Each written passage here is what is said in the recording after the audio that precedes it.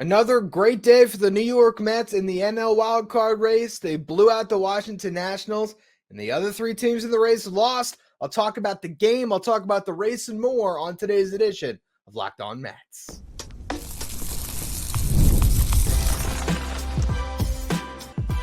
You are Locked On Mets, your daily New York Mets podcast. Part of the Locked On Podcast Network, your team every day.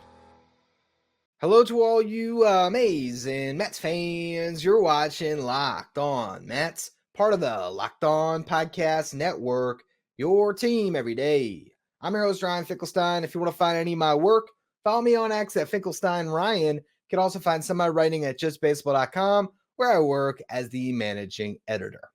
Today's episode is brought to you by Game Time. Download the Game Time app, create an account, and use the code LOCKEDONMLB for $20 off your first purchase.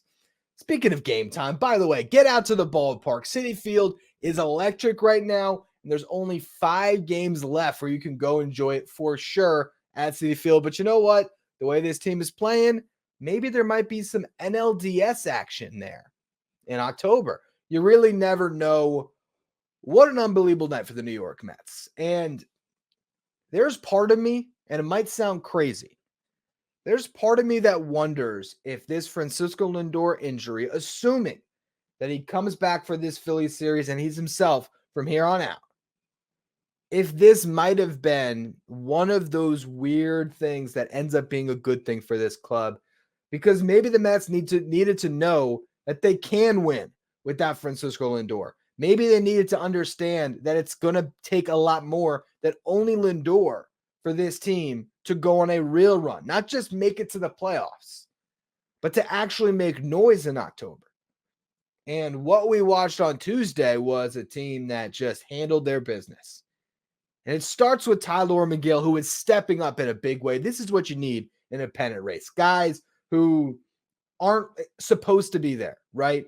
The Mets make the trade to get Paul Blackburn at the deadline so they don't have to have Tyler Megill on the mound for big games down the stretch. But here he is, and all of a sudden, Tyler Megill seems to have figured something out. Now, he faced the Blue Jays and the Nationals. We'll see how he looks on Sunday against the Phillies. I had some trepidation to say, oh yeah, Megill's great after that last start against the Blue Jays.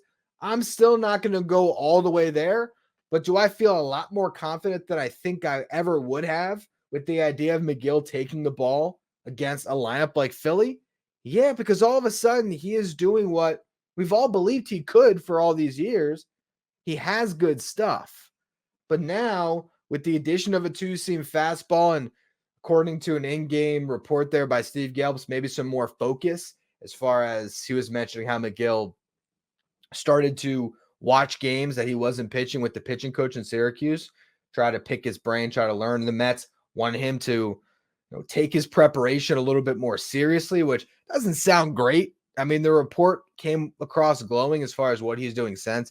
You wonder why there was that thought about Megill prior, but regardless, whatever he's doing, it is working.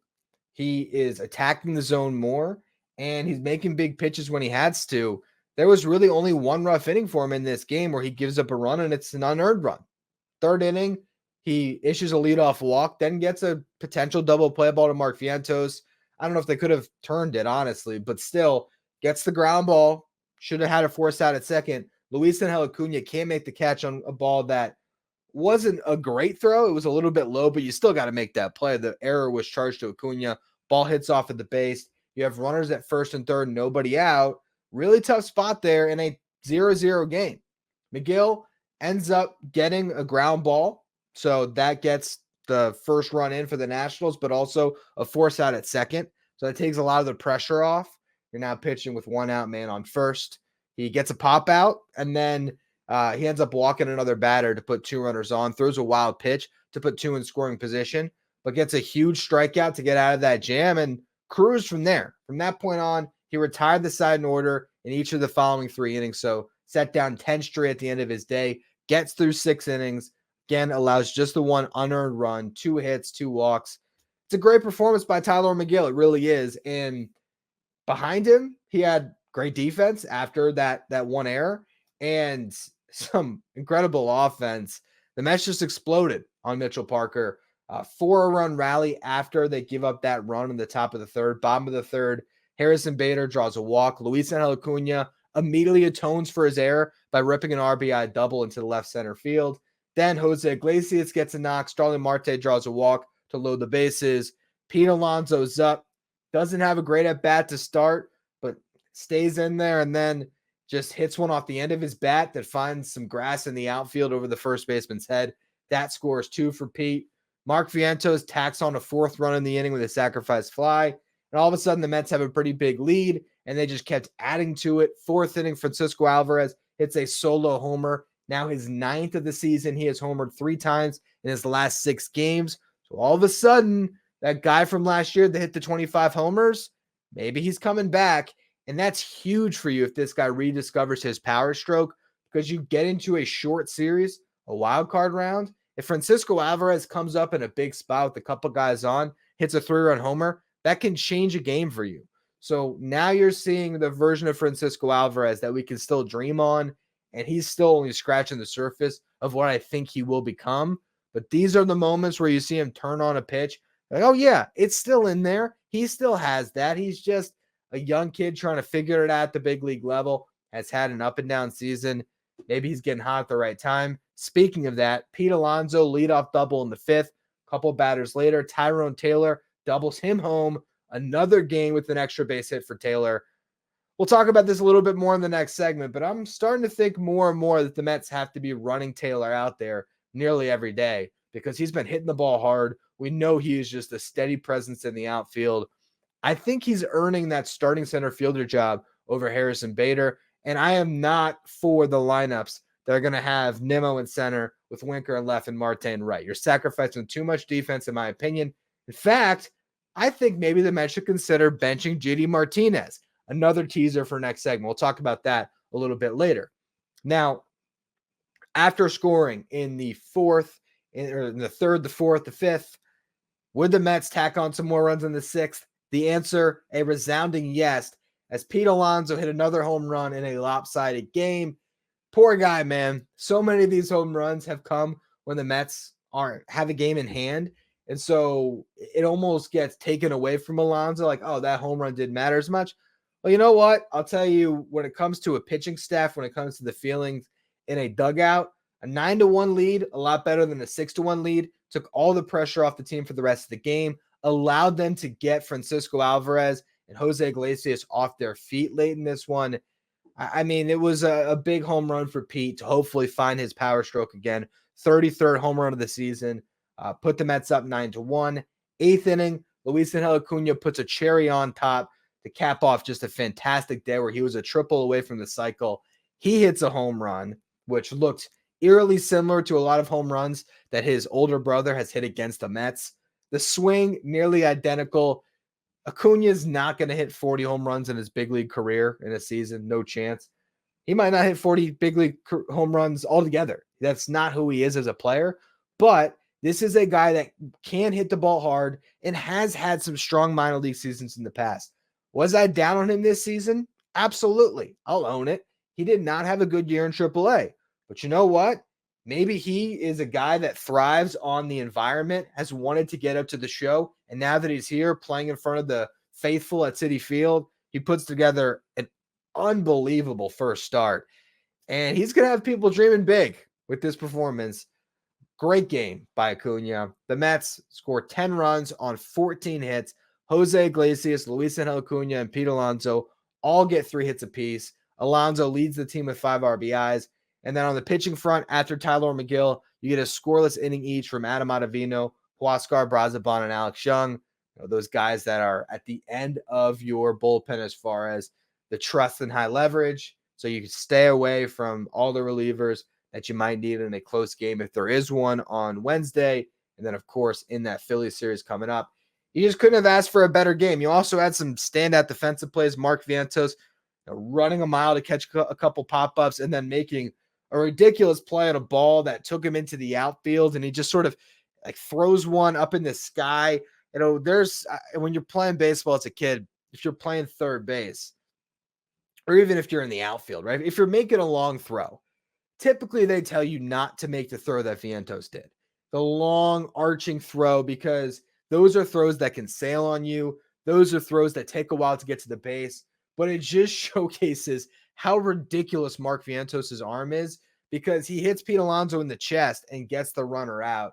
It was Juan Yepes, if I'm not mistaken, who is a slow runner, but a great play that showcases that arm. I will say, as much as Mets fans sort of envision a future where Vientos is playing first if Pete Alonso signs elsewhere, they'd be wasting his arm at first base. They would. Now, his range, there's other things you look at and say, is Mark Vientos the third baseman of the future? If a Brett Beatty can hit, he is certainly a better defender at the hot corner. But having Vientos' bat at third base and his arm, I might sacrifice a little bit of range, especially if I have Francisco Lindor playing next to him. Uh, if there wasn't these other prospects that could fill in at third base, if there wasn't the uncertainty surrounding Alonso's future, I think all we would be talking about is the fact that Mark Vientos is the third baseman of the future. And that was just another really good play that he made there. And I think he can still get better, honestly. I really do. So great game, honestly, all around. And then you also had a diving play by Eddie Alvarez that just deserves mentioning. Alvarez is fun to watch. It's fun to watch him fly around the bases. Fun to watch him make defensive plays like the one we saw tonight.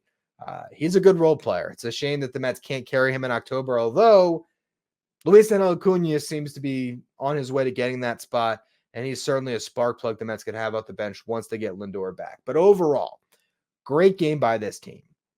On top of the fact that the Mets won, the Braves lost, the Diamondbacks lost, the Padres lost. We're going to talk about the rest of this NL wildcard race in just a minute. First, though, quick word from our sponsors. Today's episode is brought to you by FanDuel. You've heard us talk a lot about FanDuel, America's #1 sportsbook. Well, we have something a little bit different for you. Now through September 22nd, all FanDuel customers can bet $5, get a 3-week free trial of NFL Sunday Ticket from YouTube and YouTube TV. Then with the YouTube TV base plan, you'll be able to watch every regular season Sunday afternoon at a market game. All you need is a Google account and a current form of payment, and you can cancel anytime. Just visit FanDuel.com/lockedon to download America's #1 sportsbook. Again, this offer is for all FanDuel customers where you bet $5 and get a 3-week free trial of NFL Sunday Ticket from YouTube and YouTube TV. Just visit FanDuel.com/lockedon, again, to download America's #1 sportsbook. Today's episode is also brought to you by Game Time. Again, 5 more home games at Citi Field this season. Make sure you check out this final game against the Nationals, or a incredible series we got lined up over the weekend, Mets versus Phillies, by going to Game Time, because that is the fast and easy way to buy tickets for all the sports, music, comedy, and theater events near you. Game Time has a new feature called Game Time Picks. That's going to make it easier to get tickets for your favorite live events, because they will cut out all the fluff and show you only the incredible deals on great seats, so you don't have to waste your time searching through thousands of tickets. I know when I go to a game, I pull open the Game Time app as I'm walking towards the ballpark, and in a minute, I got my seats all set, ready to go, sent directly to my phone. I'm in. Download the Game Time app, create an account, and use the code LOCKEDONMLB for $20 off your first purchase. Terms apply. Again, create an account, redeem the code LOCKEDONMLB for $20 off. Download Game Time today. What time is it? It's game time. If you're an everyday listener to the show, make sure you become a Locked On Mets insider. This is our texting service where you get updates from me anytime news breaks in the Mets. You can ask me questions anytime. You can also take part in our Locked On Mets signed photo giveaways, and you get the lineup graphic sent to your phone each day, so you know who's in the starting lineup without ever having to go on social media. If you want to be a Locked On Mets insider, find the link in the episode description. Go to subtext.com/LockedOnMets.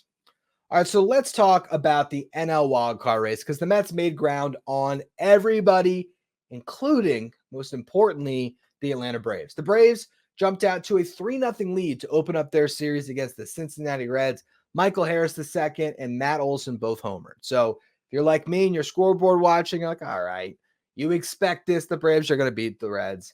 You just got to keep beating the Nationals, hold pace. It's all good.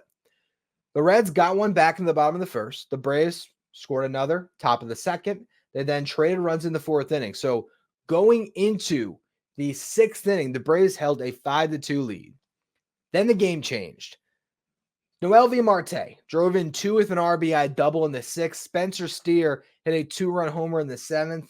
And all of a sudden, as the Citi Field crowd cheered, the Reds went ahead 6-5, and their bullpen held on. Alexis Diaz, Edwin's brother, helped them out, notched his 28th save of the season, and the Braves lost yet again, their 3rd loss in a row. Suddenly, the New York Mets have a 2-game lead over the Braves, something they haven't had in the standings since 2022. Really exciting stuff. And if the Mets can just hold serve here, and what I mean by that is if they can just keep this at a 2-game lead going into that series in Atlanta. So let's just say the Braves win the final 2 games of their series against the Reds and then, take 2 or 3 against the Marlins. Maybe the Mets sweep the Nationals and win 3 or 4 against the Phillies. If they can hold serve from here on out until you get to that point, and it's a 2-game lead going into that set, if the Mets win that series, they will clinch. That's right. You heard that right. If the Mets have a 2-game lead going into that final series against the Braves and they win the series, they will clinch because they would exit that series with a 3-game lead and the tiebreaker in the season series. So then they wouldn't have to play those games against the Brewers at all if they didn't want to. And there's going to be a whole conversation if and when we get there. Let's not get ahead of ourselves. But there will be some interesting talk about what the Mets would want to happen if they're in that situation with the playoff spot locked up and then just trying to see whether they would get the 5th seed, the 4th seed, the 6th seed, although the Padres still feel like the team that's going to get that final seed. I was actually watching that game before I recorded tonight. I was sitting here looking at my other monitor. I tried to do the first segment while I'm watching this extra innings Padres-Astros game, and I couldn't do it, so I had to restart the show. So you're hearing the second recording of Locked On Mets. But the Padres lost, and it was, again, a thrilling game, extra innings. Hector Neris, bases loaded, pitching for the Astros, winning by 1, ball hit up the middle, incredible stop, good play, and the Padres lose. So now the Mets are 2.5 games back of the first spot in the wild card. But the 2-game lead over the Braves is the most important one at this stage. Also, the fact that the Diamondbacks are starting to self-destruct a little bit. They lost to the Rockies. Rockies blew them out. They won the series already. They won by a score of 8-2. Jordan Montgomery got lit up. Ryan Nelson hit the injured list. So the Diamondbacks, their starting pitching has taken a hit, and they got a tough schedule. One more against the Rockies, who are enjoying the role of spoiler right now at home. Then they go into Milwaukee to play 4, and then they still have that final series of the season against the Padres. So it's not even a guarantee that the Diamondbacks make the playoffs. The Braves could sneak in too. You really never know how these final 11 games are going to play out for these teams. But from the Mets perspective, you now are in the second wildcard spot because you have the tiebreaker over the Diamondbacks. So if the season ended today, the Mets are in the second wildcard spot and they'd be set to face off against the Padres in that wildcard round, a rematch of 2022. Ultimately here, though, it's first and foremost focused on the Braves. Fact is, they got to face Jacob Junis in game 2 of that series against the Reds. And now Spencer Schwellenbach on the mound. Junis, he carved up the Mets. You might remember that. September 7th, he pitched really well, had a good start after that. So this might not be an easy game for the Braves. If they lose their 4th in a row and the Mets win, now you're sitting with a 3-game lead. And you know what? The Marlins beat the Dodgers tonight. So you really don't know. You look at the schedule and you say, oh, the Braves are going to win. They're playing the Reds and the Marlins. You got to play the games. Chris Sale's going on Thursday. I think they'll win that one. And typically, if they have Sale on the mound, I'm just going to look at that as a win. But other than that, they can be beaten. So it's going to be really interesting to see exactly how this race continues to unfold. Where are we going to be at here when we're looking at these two teams going into that series? I mean, there's a world where the Mets might gain a couple more games, and all of a sudden, I mean, you might be in the complete driver's seat by the time you get to Atlanta. First things first, though, you got to just focus on yourself here. And as great as this series has been so far, as much as it was a blast to watch the Mets win this game by a score of 10-1, they still have to complete the job. And that means going 11-2 against the Nationals this year. They are 10-2 right now. The Braves, they lost 8 of their 13 games against the Nationals, something they put it out on the broadcast tonight. So this matchup, Mets-Nationals, has been the driving force in a lot of ways in what's happened here. I was there when the season turned around in Washington at the beginning of June when the Mets got that sweep heading into the London series, and everything has, snowballed from there. This is your last shot to get fat on playing the Nationals. It's Quintana versus DJ Hers. So another lefty on the mound here on Wednesday for the Mets to stack righties in their lineup. They had their first all right-handed lineup since 2019. And I imagine they go with the same group. Although I would say if you want to mix things up and you want to get Nimmo back in the lineup because Nimmo was benched tonight, you could bench JD Martinez because I think you have to play Tyrone Taylor. You got to. And if JD Martinez isn't hitting, I'd rather have Harrison Bader's glove in center field and Tyrone Taylor in right with Starling Marte as the DH. I thought of something tonight that was a scary comp, but I think JD Martinez is trending towards Michael Kadire 2015 zone. For those of you who don't remember, Michael Kadire signed a 1-year deal at the end of his career coming off a great season where I think he won a batting title with the Rockies, similar to the incredible season JD Martinez had with the Dodgers last year. And it was the thought that, Michael Kadire was going to hold down left field for the Mets, give them another bat in the middle of their lineup. And by the end of the season, Michael Conforto had taken his job and he was a bench player. Kadire hit 259 that year, 309 on base, 391 slug, 10 home runs, 41 RBIs, a 699 OPS. JD Martinez has hit 241 this year, 323 on base. He had 16 home runs, 69 RBIs. He has been a far more productive player than Kadire has. But Kadire was, I should say. But for the last 2 months, JD Martinez has just gone completely downhill. And you have to wonder how much longer do you just pencil him into that lineup as the DH when you have a Jesse Winker, when you have a Starling Marte, and when you can roll out there a much better defensive team if you keep a Taylor or a Bader or both in your starting lineup. So that's just something to monitor. Also, Starling Marte has gotten hot. And they said on the broadcast tonight as well that he's playing like a guy that wants his starting job back. Last couple games for him, he's 5 for 8 with 2 walks, a hit by pitch, no strikeouts across 11 at-bats or 11 plate appearances. So he has been on fire. Tyrone Taylor has a quiet 5-game hitting streak with 3 extra base hits and pivotal ones. The home run against the Phillies that ultimately didn't hold up on Sunday, and then some big doubles the last 2 games. He's hitting the ball hard.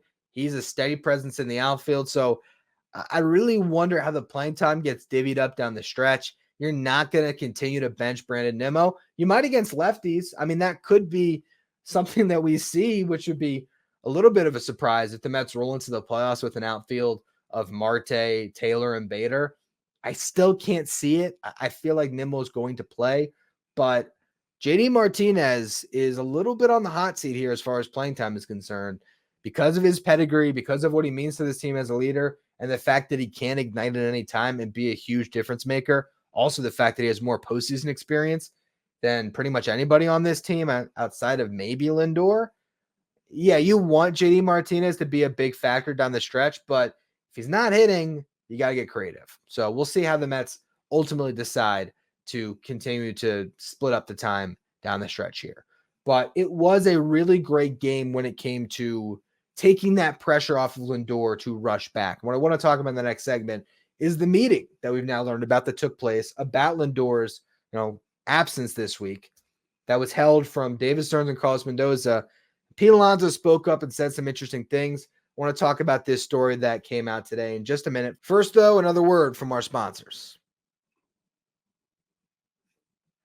Today's episode is brought to you by Arena Club. For most of us that like collecting cards, the idea of spending $2,000 or more on a Luka, Ellie, Patrick Mahomes, any of those rookie cards, it just isn't in the cards, okay? You're not going to do it. I love collecting, but that's just not something I'm going to drop serious money on. But thanks to slab packs from arenaclub.com, now it's possible to score gem mints for a fraction of their retail price. Arena Club is the only repack that provides real value, a complete view of all possible cards, and clear hit rates for each one. Arena Club slab packs are revolutionizing the repack game with transparency. After your pulls are revealed, they'll immediately be placed in your showroom for safekeeping, selling, trading, or auction. The Arena Club grading process is accurate, it's fast, it's transparent, with a full grade rationale provided, an explanation of how your card was scored, whether you're buying, selling, trading, or just displaying. Arena Club is the card collecting platform you have to check out. And right now, you can get 10% off your first slab pack or card purchase by going to arenaclub.com/lockedonmlb and use the code LockedOnMLB. That's arenaclub.com/lockedonmlb, code LockedOnMLB for 10% off your first purchase. If you want post-game reactions to all of the latest in New York sports, make sure you subscribe to the Locked On New York Sports YouTube channel. This is your home for post-game reaction shows that go live right after the final buzzer or the final out. There is a Locked On Mets postcast that, if you listen on the audio side, you've been seeing hit your feed. Does not change what I do here with Locked On Mets. It is just an additional show that gets live streamed after every Mets game. If you want to watch those live streams as they happen, find the Locked On New York Sports YouTube channel and subscribe. Also, do me a favor, hit that subscribe button if you're watching on YouTube right now. Our goal is to get to 10,000 subscribers by the end of the season. We're getting closer and closer, so I appreciate all of you who continue to subscribe. All right, so let's talk a little bit about a meeting that we've learned about today that took place after the Francisco Lindor MRI, I guess as the MRI was going on. David Stearns and Carlos Mendoza thought it made sense to meet with the players and just talk about the road ahead and how the Mets are right there to not let go of the rope, to finish this season strong, to make sure that they make the playoffs. And one player spoke up. And that player is Pete Alonso. Pete Alonso apparently gave a message to the team just talking about his tenure with the Mets and how there was a playoff push in 2019. Any Mets fan will remember it. The Mets were really close. I think they came like a game and a half out, or I guess not a game and a half out. Probably 2 games out, I guess. It was close. The Brewers ended up taking that spot, funny enough, with David Stearns at the helm. That was the first time that Pete Alonso got very, very close to the playoffs. And then he had to endure a 2020 COVID season, a rough year in 2021 where the Mets collapsed, and then finally got his first taste of October in 2022. But something that I was actually planning to mention if and when the Mets clinched, that season didn't really feel like a playoff berth in a weird way, because the Mets didn't celebrate when they made the playoffs. It happened middle of September. That's how far ahead they were when it came to the wild card race. But there was a tight division race that the Mets were waiting to celebrate. They wanted to celebrate beating the Braves in the National League East. As we all know, the Braves upset the apple cart, swept the Mets, and the Mets sort of backed into the playoffs, lost in the wild card round, and Alonso and his teammates never got to celebrate. He wants to celebrate with his team now, and that was the message that he sent to them, which holds a lot of weight for a guy that means so much to this franchise going into what could be his final homestand in New York. And he's brushed that off. He said he's confident the Mets will make the playoffs and he'll be here for the long haul. We know that that is still very much up in the air.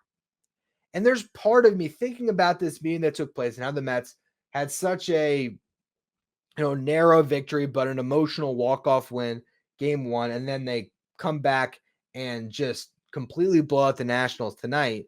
If they're able to do that again to close out this series, I will wonder if Lindor comes back in that Philly series and he's healthy, if this injury is one of those weird blessings in disguise where some of these other guys take a little more ownership, because it's easy when Lindor is getting every big hit, handling all the pressure situations, making all the big plays in the field, to defer. But the Mets are not going to make a deep run with Francisco Lindor alone.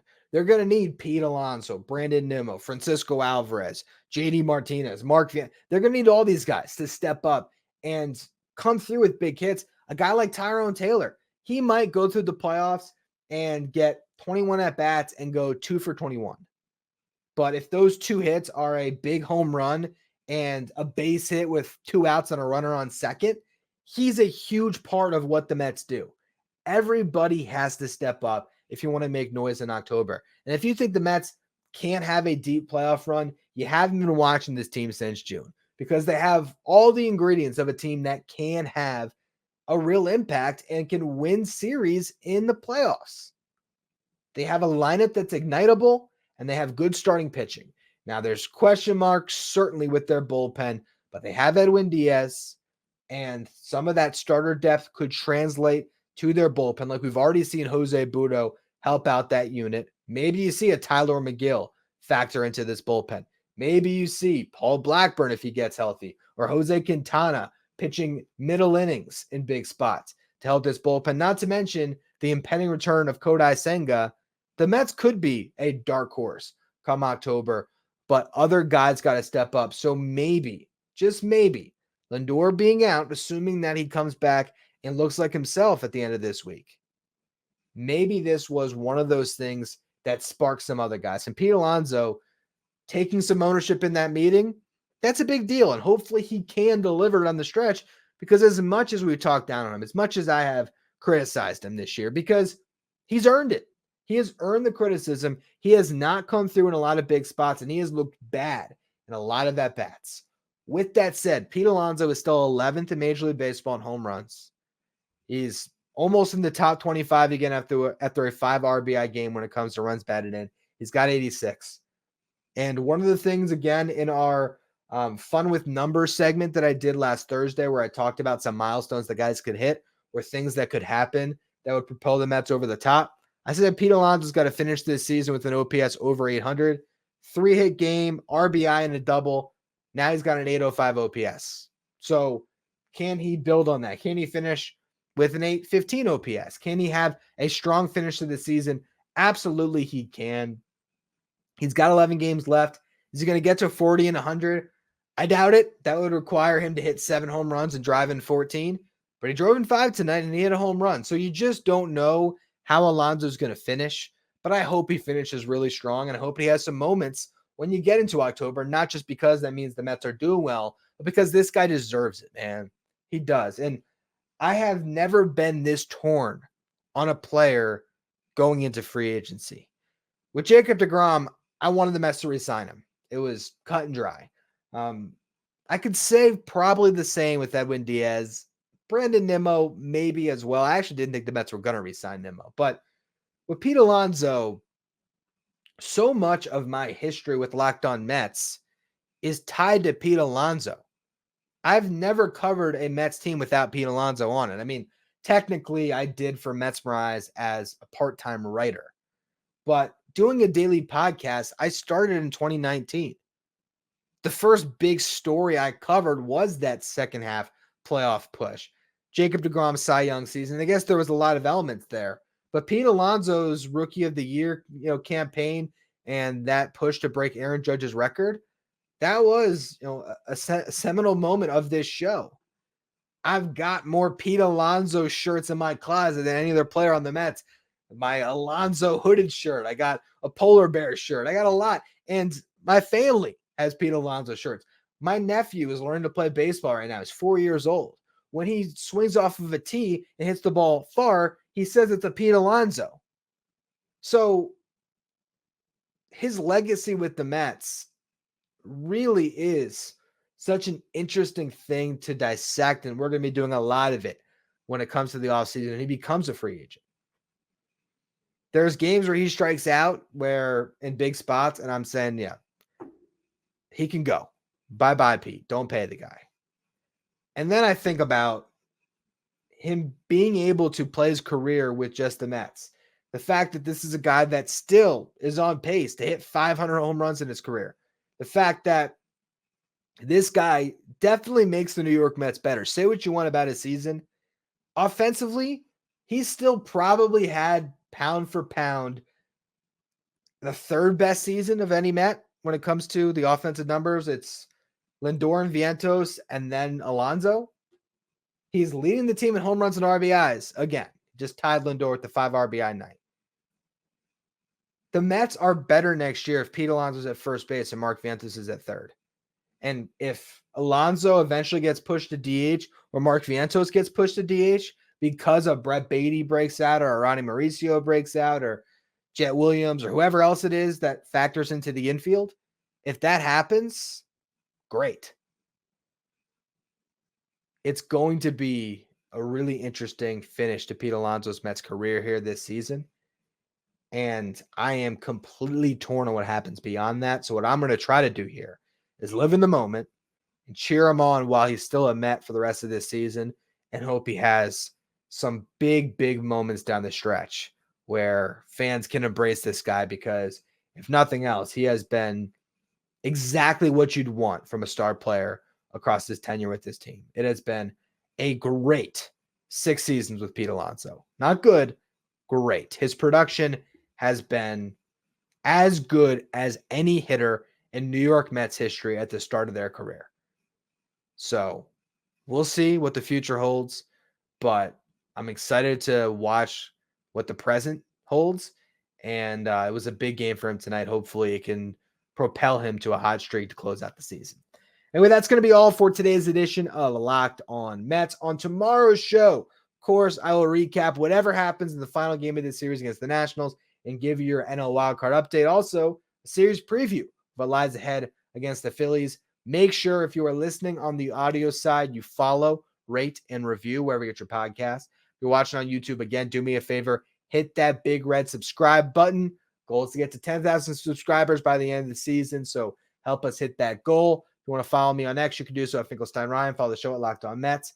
If you want to be a Locked On Mets insider, find a link in the episode description. Thank you for making Locked On Mets your first listen or your first watch every day. Now, for your second watch, head over to YouTube and check out the first ever 24/7 streaming channel that covers everything in the world of sports. Talking about Locked On Sports Today with our local hosts from each team, league-wide hosts from each league. Find Locked On Sports Today streaming 24/7 on YouTube.